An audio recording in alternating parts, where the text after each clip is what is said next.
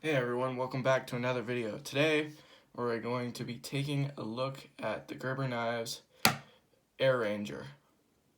So to start off, let's take a look at the measurements. So the overall length is going to be roughly 7 inches. The blade length is going to be 3.26, and handle length, let me just look over here,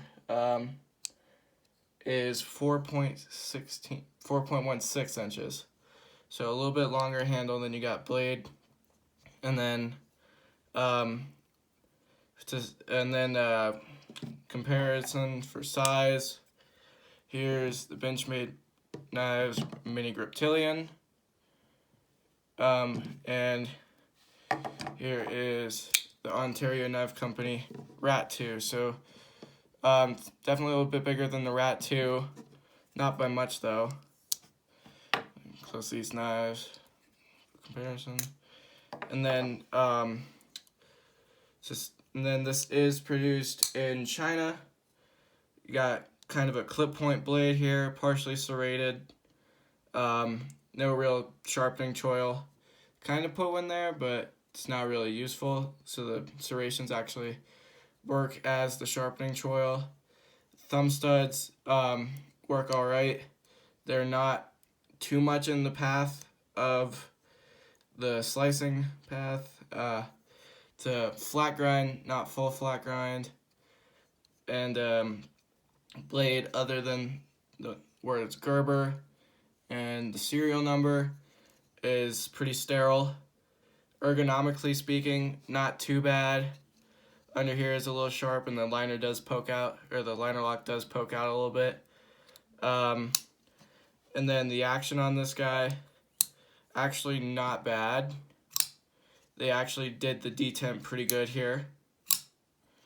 And it shakes shut, but I can't really do that too well since I'm under a camera.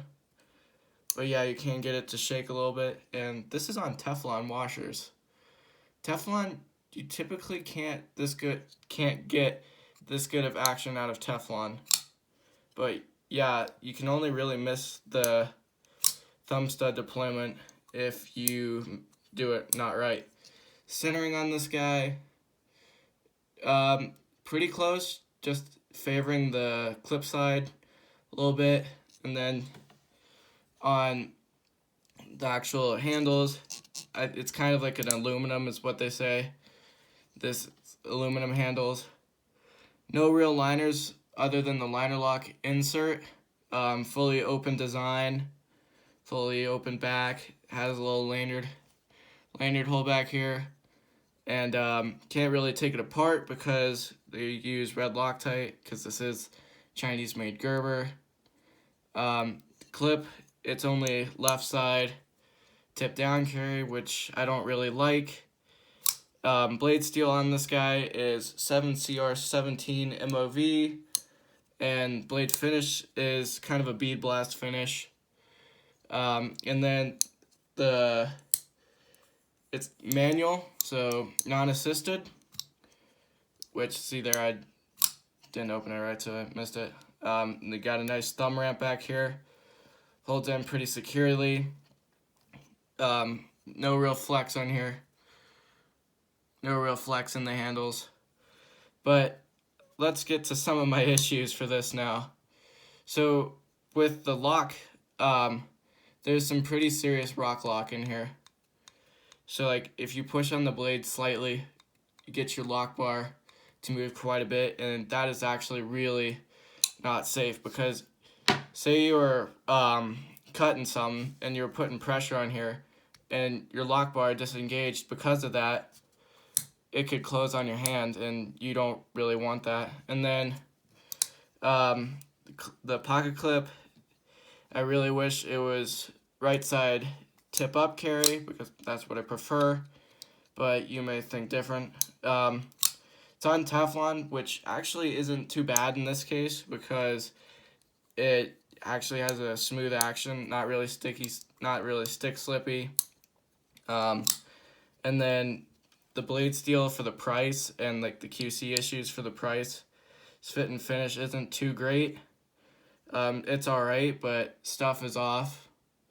Like, stuff doesn't line up too properly. Blade centering isn't entirely great.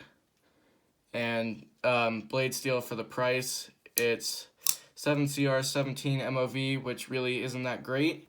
And you're paying $46 for this thing, and you get blade play, blade lock, rock, not nicely finished, because like there's sharp here, lock bar is a little sharp, but yeah, like if they fix the issues, like they fix the lock issue, and move the clip to down here, and maybe throw in like a better blade steel, I could like D2 or yeah, probably D2. I would see it being all right at 46, but right now as it is, I would say the only real price that I would ever actually buy this as would be $15. So it's just slightly better than your dollar store special, and you cannot reverse flick with it really well.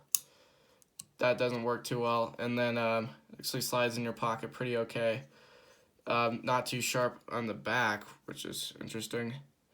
And just stuff is not really nicely finished. Like if you look at the blade, it looks like they literally burned it as they were sharpening it, and the grind is off pretty bad. And then it did come somewhat sharp out of the box, but not as impressive as like your other knife companies. Like this just didn't come too great out of the box, and you can't really adjust it. So yeah, it's another gripe, but it is pretty solid other than the locking issue. Whereas like what I would recommend getting instead of this guy, or one of the variants, would be the Rat II and even an OS 8, because it's much smoother, much better handle feel, better ergonomics, better blade,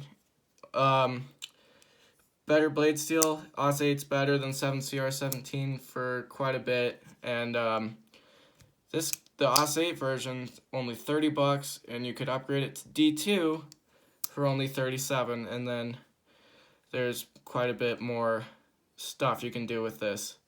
Like you can put the clip wherever you want, really. Stuff is finished a little bit nicer. Other than the handles are a little bit rough, but what are you gonna do? It's a $30 knife that's actually really, really nice. Action is nice. This one you can pretty much almost drop shut. Maybe a little smaller than this guy, but this one's just gonna be an overall better choice than your Air Ranger. Like I said, if the problems I had recently stated were fixed and upgraded to a nicer steel, or they dropped the price down to 15 or 20 bucks, then I would say it might be all right. But as it stands right now, $46 with the issues it's got, I would say just pass on this one. The bad outweighs the good on this one, unfortunately. Thank you guys for watching. Have a great rest of your day.